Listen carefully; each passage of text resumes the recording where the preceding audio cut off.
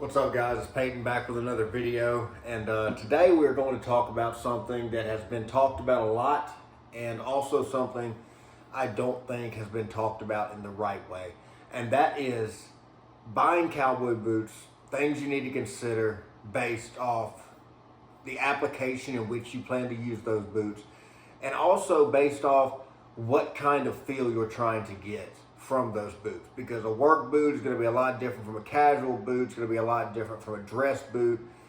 And yes, there are lines of each of those that intersect, but there's also big gaps that need to be addressed. So if you haven't been or seen my channel before, it's all going to be just one take. We're going to go from the top, and however many times I mess up or speak incorrectly, let's just say, we're just going to go with it. So, all right, so let's just start off with the first thing. Everything about a boot is going to determine how that boot feels. Sounds pretty obvious until you really get into it. It's going to be leather choice. It's going to be toe shape. It's going to be heel height. It's going to be heel profile. It's going to be shaft height. And it's going to be patterns as well. And I'll go over what I mean by patterns here in a second. But that being said, I'm going to go over the boots on the table and we'll go from there. So, first boot on the table is one y'all have already seen if y'all watch my channel. It's the JK Western Ace in Redwood. It's up here in the top left, or my top left. This is the Lucchese Old Friend in black Italian suede. It's the Chris Stapleton line of Lucchese's. Beautiful boot. Love this boot. This is Lucchese Blue Ostrich. There is a name for it. It is one of their best sellers that I can't remember. I don't know if it's the Cato or the Brian, or it's something, but it's still on their website right now. It's one of the like 6 color options they have for this particular model. But that's blue full quill ostrich. If I can get it back on the table here.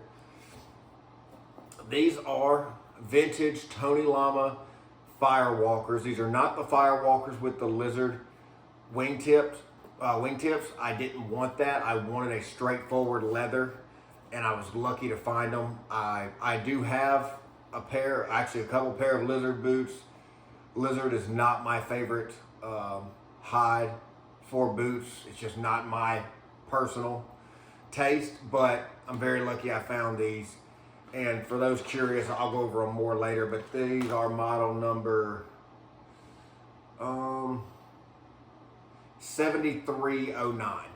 7309 for these. Over here we have a pair of blackjack elephant boots.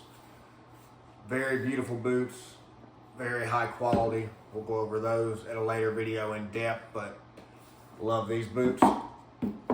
And at the front here, we have a pair of vintage Anderson beans from the 90s, I believe. This is model number,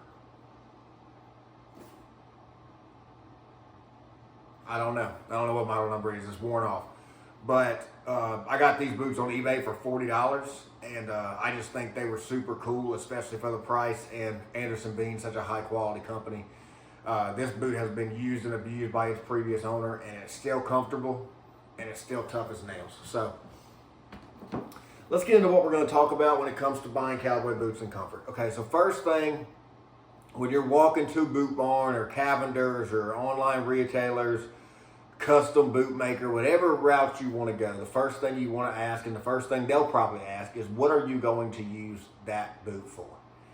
And what I mean by that is, basically your 3 different categories, broad stroke. There's more, but 3 is work, casual, and dress. So for a casual boot, it's going to be different than what you need for a work boot, and a work boot is going to be different than what you need for a dress boot. Or maybe you're one of those people that it does everything you want to do. You come home, you saddle soap it, you condition it up, and you go to the reception for your friend's wedding the same day you went out and did yard work in that boot. And if that's you, more power to you. So I'm not going to give you any absolutes in this video, because I believe absolutes influence people negatively. I'm going to give you my opinions, things I've come to learn, things I like, things I don't like, and applications I think they'll be good in. And I'm also just going to go over various different feels from someone who has owned 70 plus pair of boots. I've been able to put my feet, walk, work, go out and for the night, and a lot of different materials, toe shapes, and all that. So I think I have a pretty good grasp on what you may need to consider. So application, work, casual, and dress. So from there, we're going to move into toe shape and what toe shapes might be best for which. So this JK Western is an R toe, or just a regular semi-rounded, medium round toe. Very traditional. These are tried and true, okay? The Lucchese Old Friends are a French toe, which is pretty much a narrow box toe with a slightly downward slant. Normally the only difference between this and a cutter toe, which I do have a cutter toe, I just ran out of table room here. The cutter toe will have a higher toe box as far as vertical volume, and it'll be underslung from the front instead of slanted back. A 7 toe, very similar to this, and a cutter toe will normally be generally the same size. It may be a little bit wider, a little bit narrower depending on the brand, and it'll be more squared off at the front. That's basically the only difference. But a French toe is slanted back towards the boot or sloped down towards the front of the boot, whichever way you want to look at it. It has a lower volume toe box. We're going to move stuff off the table as we go because I'm running. This is a wide square toe with a double stitched welt. Wide square toes, normally range anywhere from 1.5 to 2 inch toe boxes in the width. Lucchese's wide square toe is a little bit more sleek compared to a company like Anderson Bean, which does have a more square jawed, straight up the side kind of look to it, but still nonetheless wide square toe. This is going to be it's not a snip toe, it's not quite a J toe, it's more in between. It's got a slight downward slant in the front here, but we can just classify this in a broad stroke. There's J toes, there's snip toes, there's 1/4 inch box toes, all that different stuff. We're just going to classify this as pointier toed boots. These blackjacks are pointier toed, obviously, but what they also are is they're extended. So even though this is a 10.5 boot, it seems longer than a lot of boots do. Like, I know the heels don't match up, but this boot is a little bit longer than that Lucchese. The heel counters are pretty much even. The heels are just such different profiles. And that's because it's actually elongated slightly. And then, obviously, this is going to be your roper toe, U-toe, bulbous round toe. Different names. Again, a roper toe may be a little bit more slim than this. A U-toe probably fits this better, but we're talking wider round toes. So, what to consider when you're buying a boot when it comes to toe shape? If you're buying this boot for work 95% of the time, especially if you're wearing steel toes or something of that nature, but even if you're buying a soft toe work boot, you're gonna want more room in the toe box. Your feet are gonna get hot, swell. You might be wearing a little bit bigger sock, a little bit thicker sock, especially if you're working in the winter time. You're gonna want your toes to move around, especially if you're going downhill or anything like that. It doesn't matter what kind of terrain, that just comes to sole preferences, and we'll talk about that as well. But you don't want your toes jamming into the toe box or to the sides of the toe box. So for work boots, people normally tend to gravitate towards U-toes, wide square toes, or R toes, medium round toes. This will be the more narrow of what I would call work toes. These would be the more preferable. And this works with area work boots and everything. And these are just the boots I have. I don't have any pull-on work boots at the moment. I don't wear them anymore. But for work boots, most people, including myself, when I used to wear pull-ons, I either went with a wide square toe or a U-toe, bulbous round toe, to give myself some toe room, give myself some extra sock room, and also some room where if my feet did start to slide in the boot or swell in the boot, I'm not jamming my feet up into the front of the toe box. So for casual boots, there is going to be some overlap here. Casual boots and R-toe works great for. It's sleek, it's slender, but it still maintains a not overly dressy look. This boot is great for going to the bar. If you get cleaned up really nice, you can wear them to a wedding, to a business casual meeting, things like that, and the boot will always perform well. This really is the jack of all trades. If you need a boot that looks good in any scenario and doesn't ever really look out of place, to me, it's going to be the R-toe and your medium round toes. That's where you're going to want to stay, in my personal opinion. The French toe could be used as a casual toe. That being said, we're going to get more into this toe in a second because in my mind, it definitely leans more towards the dressy side. The square toe, the wide square toe, to me is very, very casual. It's even more casual than the R-toe. It's obviously good for work, but like I said, there will be some overlap. Work and casual can overlap quite a bit. Where we'll get into a difference between work and casual is when we get into leathers.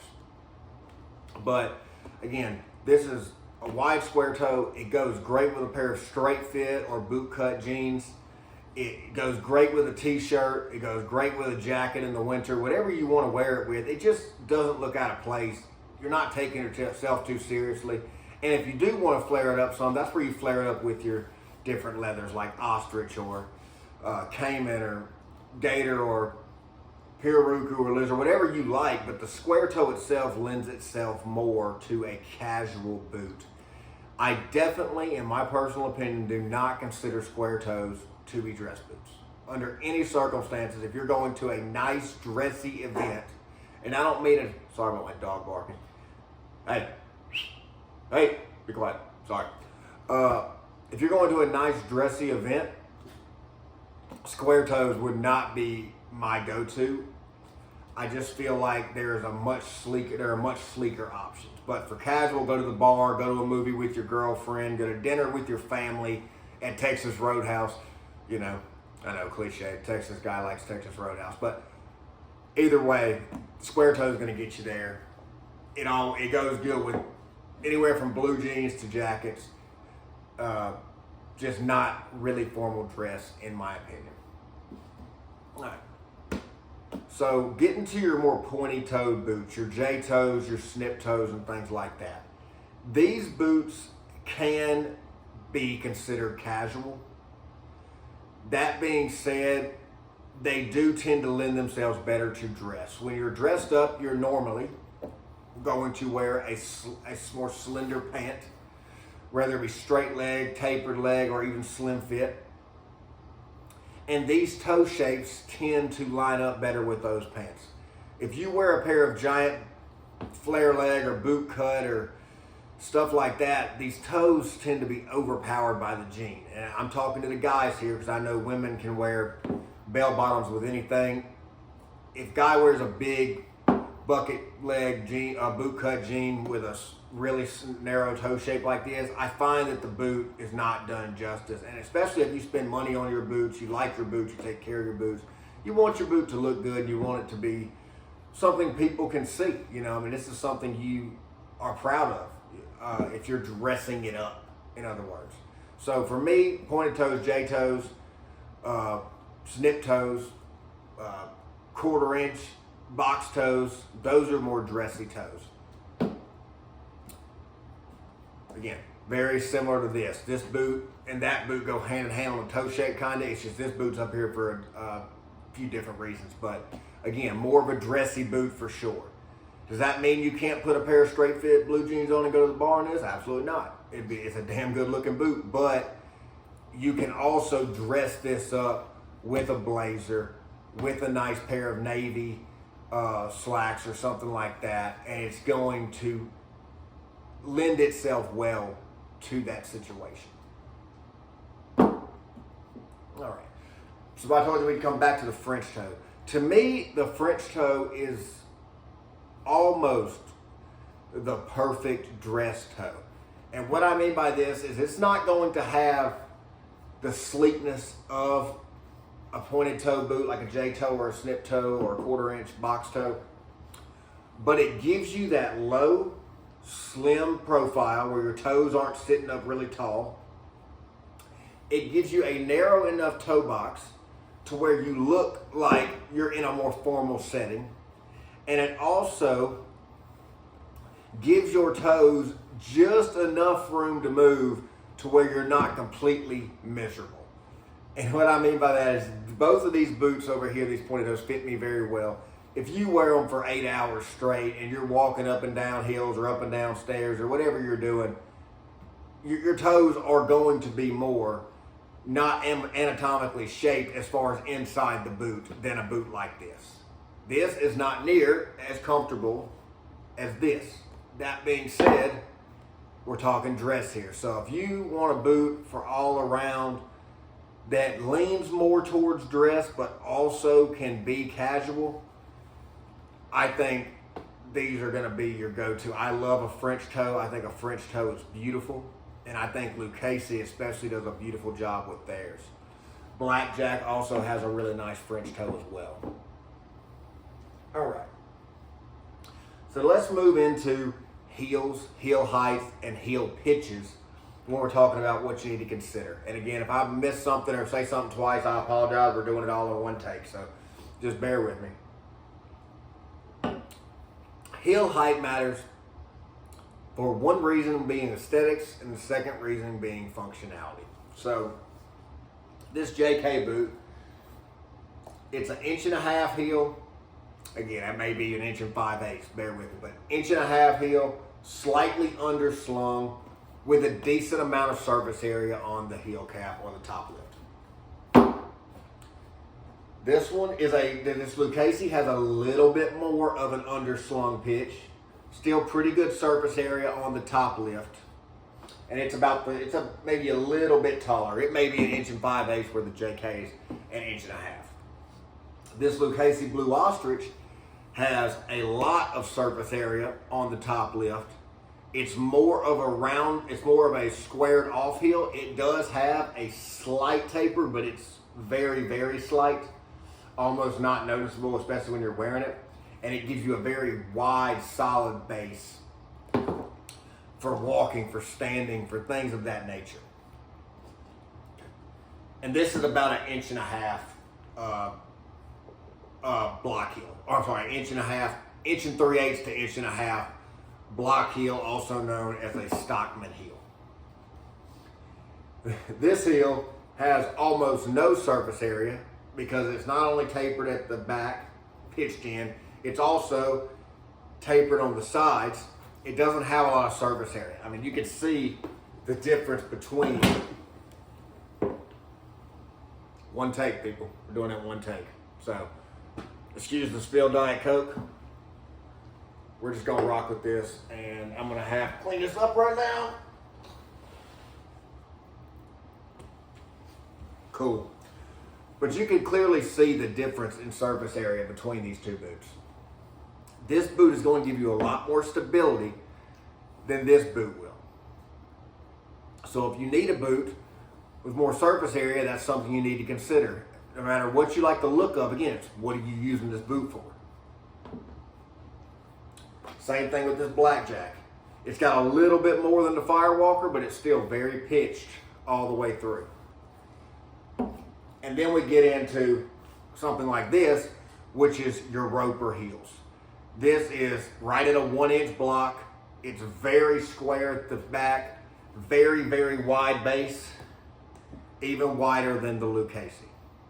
This boot, paired with that U-toe, is a super wide base boot. Very good for standing, very good for walking, very good for more utilitarian purposes.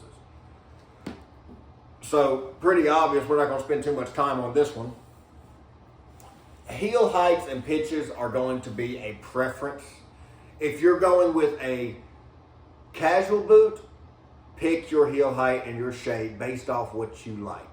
If you're going with a dress boot, I have found for my personal taste, an underslung heel, doesn't have to be a 2-inch like this one, tends to lend itself better.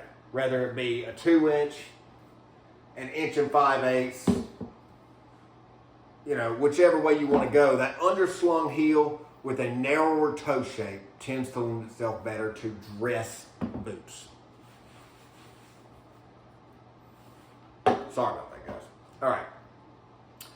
So for work, you're going to want more stability. Same thing with the toe box, where you want that room, you want that ability to not get cramped up. With the heel, you don't want to have a base that's not supportive if you're carrying things, if you have a load on your back, if you're trying to even use your heel for anything when it comes to shovel work. Obviously, you would not use these for shovel work, at least I hope not. But that wider heel lends better to getting on things, hooking into things. It really does a good job of balancing you and giving you that stability when you're working. Okay, so let's move into leathers. And that's why there's a few of these on the table. Leather is a big thing people don't consider when they're looking at boots as much as you think they would. Because, yeah, they may say, I want a dress boot, but is that dress boot a formal dress boot? Or is it a casual dress boot? Because there is dress casual and things like that. So you really need to consider this, because this is going to determine, and there are some overlap, but this is going to really make or break your boot choice. So tried and true, you have your bovine leather. Cow, whatever you want to call it.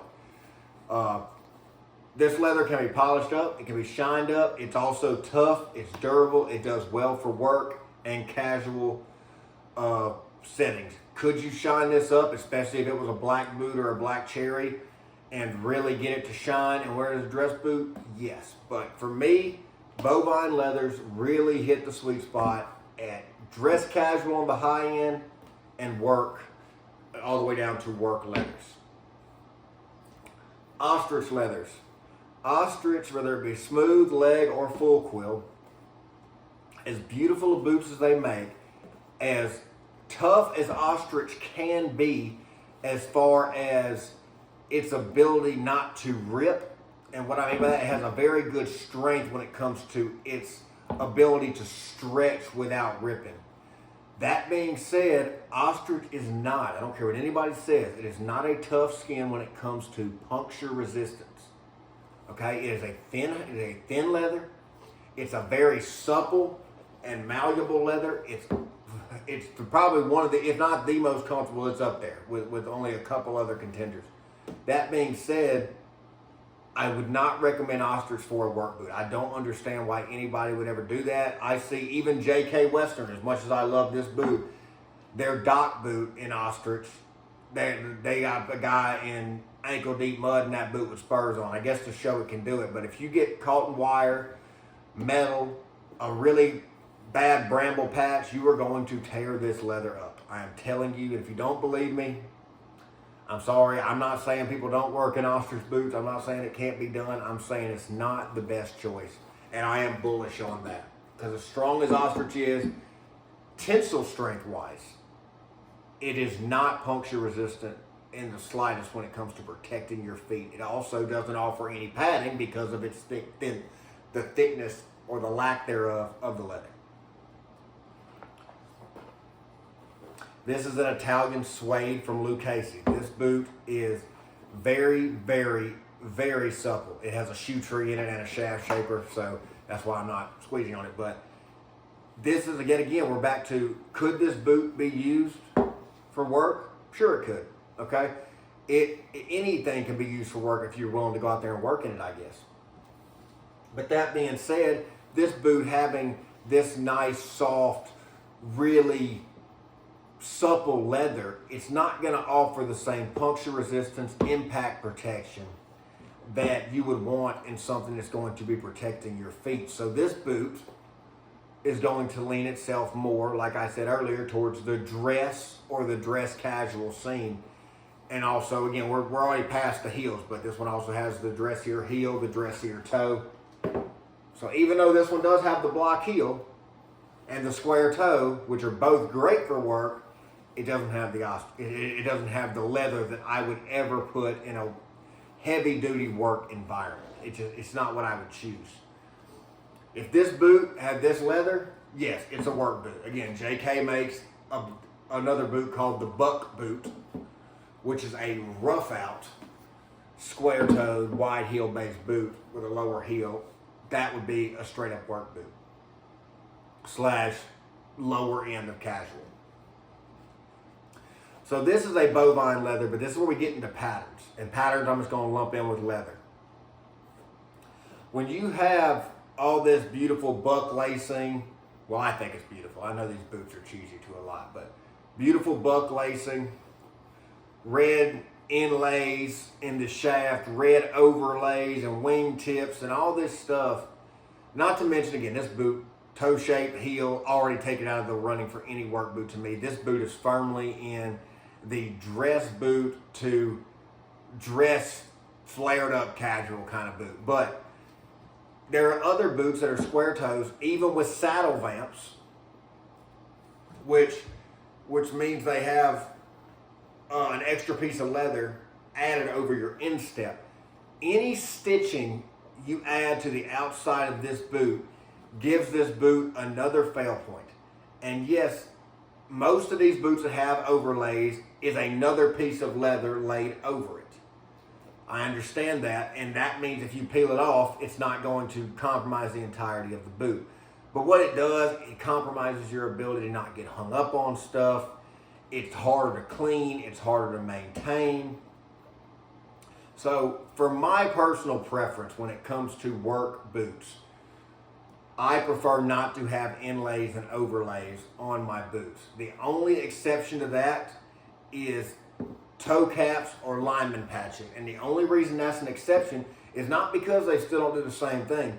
There's a guy who has a channel named Keith Johnson. He's awesome. He reviews a lot of Pacific Northwest boots, especially Frank's.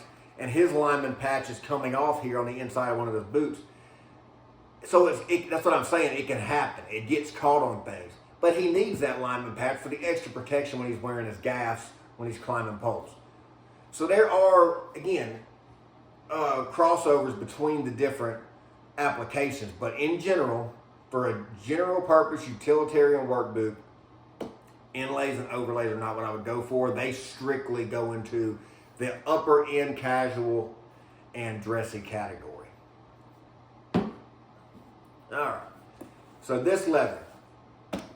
This is elephant. This leather is one that does cross over.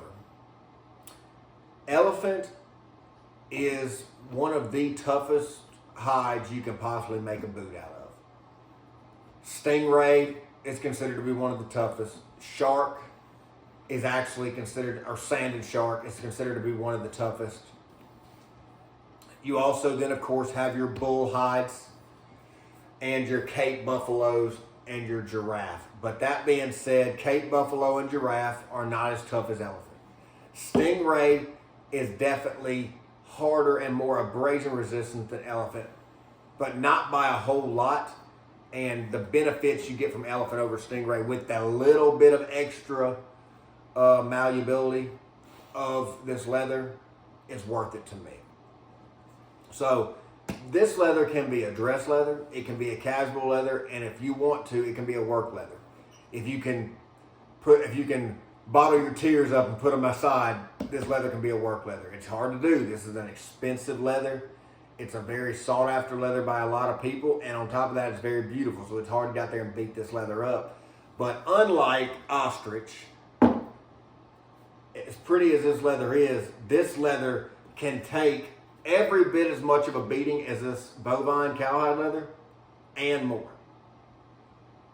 So this leather can absolutely take that kind of beating. Again, this boot itself is not a work boot. Very, very narrow toe box, underslung heel, not what I would consider a work boot.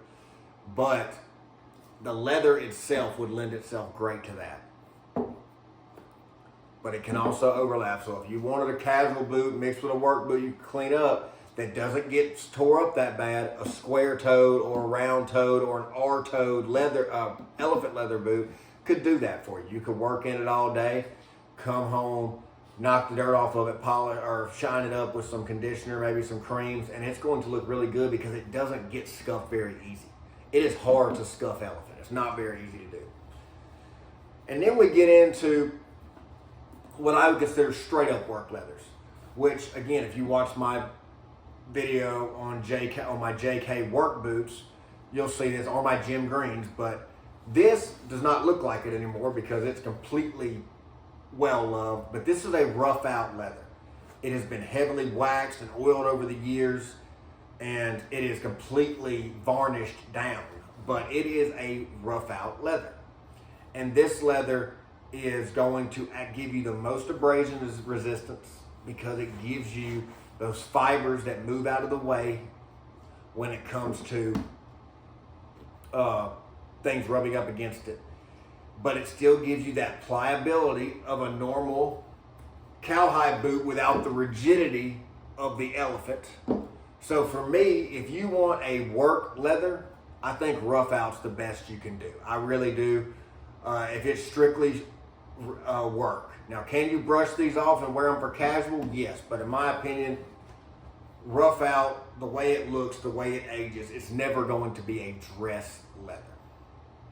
Hey, we got to speed this up because I know I'm taking too much of y'all's time, if y'all are even still watching. And if not, that's okay too. Shaft height. For me, if you're going for a work boot, I personally like 8 inches at the lowest. That's for lace-ups. 8 inches for a laceless boot tends to be too low. Your jeans start to bucket. It starts to rub you in a weird way. But 8 inch up to normally 13 inch for me with pull-on boots. I do have a couple 14 inch boots. For me, that's getting a little higher than I normally like. This JK is a 12. This Lucchese's a 12. I don't know if I have any 13s on the table. I'm sure I do, but this Blackjack is a 13. And a 13-inch height does really well on pull-on boots. It tends to be high enough to where your jeans don't bucket in it. Again, if you're working, it may not matter, but it's still one of those things to consider.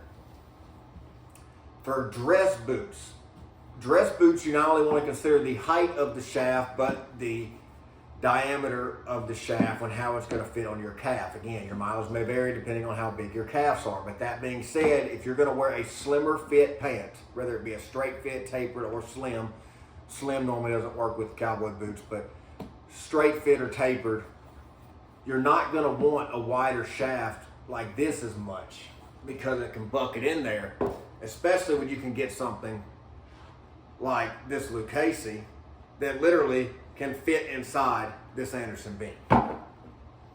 That is going to lend itself a lot better to a dressier look than this is.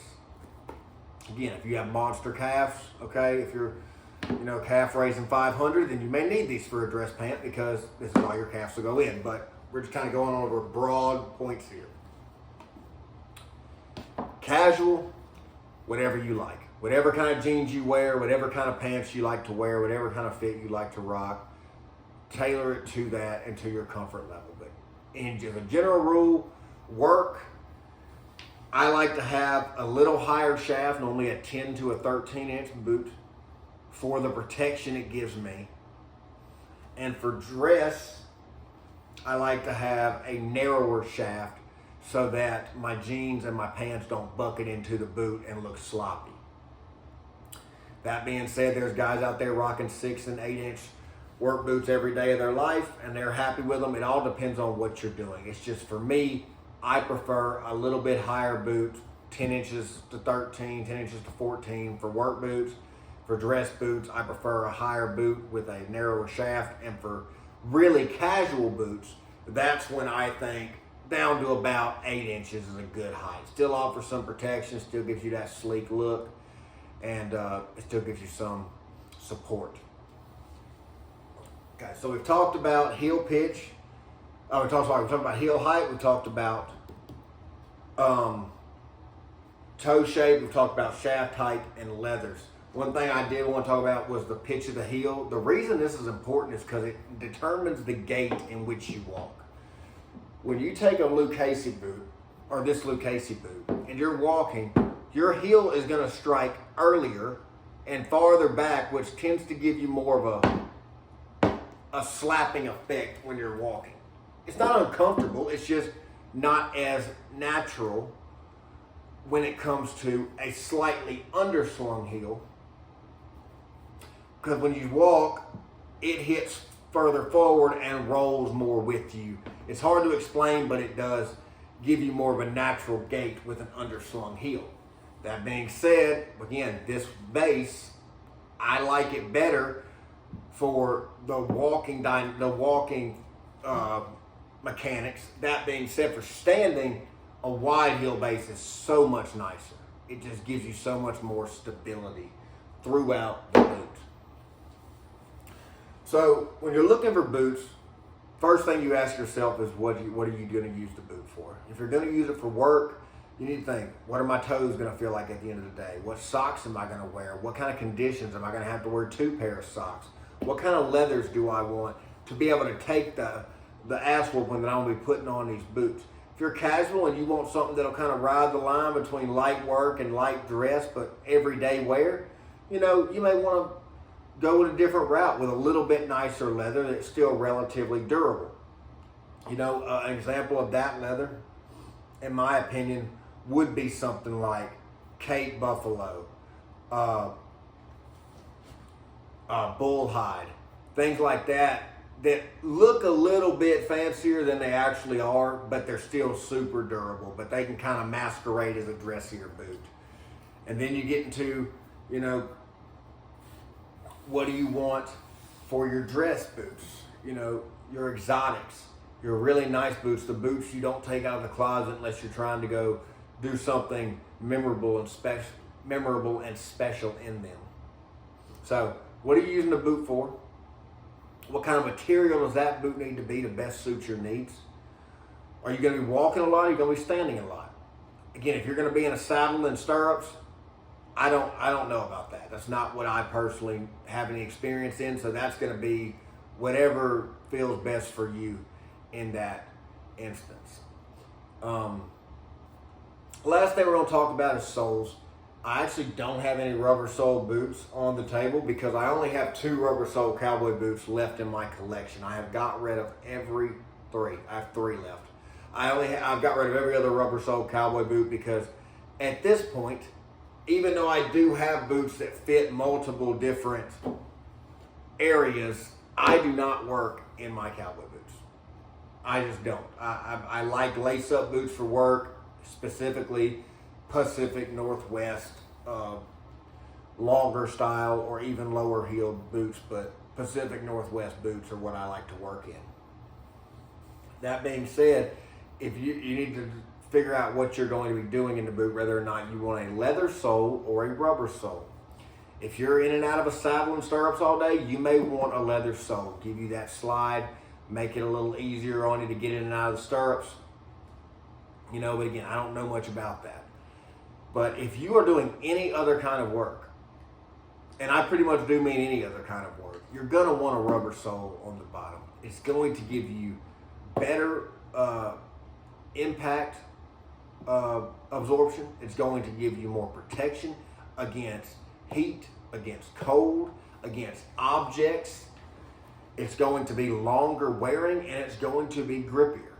There are very few instances where a leather-soled boot is going to benefit you over a rubber-soled boot, except in dress circumstances, because it gives you that lower profile on the side. And also, leather soles are super comfortable if you're walking around on dry ground and just kicking around town. Leather soles are flexible once they get broken in. They just feel good under your feet. They do a really good job of being a casual / dress sole. In my opinion, there is no reason to be working in a pair of leather sole cowboy boots unless you were spending the majority of your time in the saddle. And yet again, that's something I don't have much experience with at all. So talked about soles, talked about shaft height, shaft circumference, different leathers, different toe shapes. I hope this has been partially beneficial to you guys. I know I rambled a lot, but there's a lot of material here to cover, and maybe I should start giving myself like a little cheat sheet to go down the list, and I will look into doing that to make it more streamlined, because I know that was a lot of talking.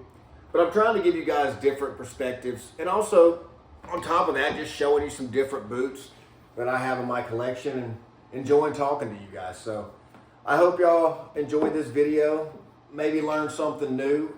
If anybody does watch it, drop me a comment,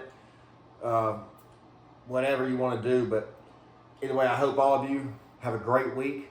God bless y'all, and I hope you and your family stay safe out there.